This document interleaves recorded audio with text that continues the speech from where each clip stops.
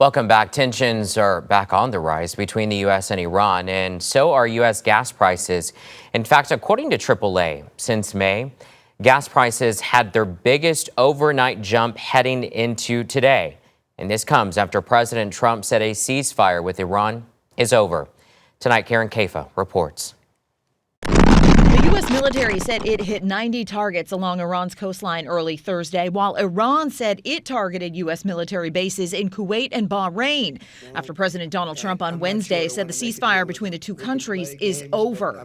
The clashes bringing more volatility and uncertainty to the region. Every time these strikes are exchanged, every time there's a threat of further airstrikes from Iran on the Gulf Arab states, even if they're limited to U.S. air bases on their territory, it causes real disruption. Amid the new strikes, traffic has slowed through the Strait of Hormuz. After oil prices made their biggest single-day gain since May on Wednesday, gas prices followed overnight.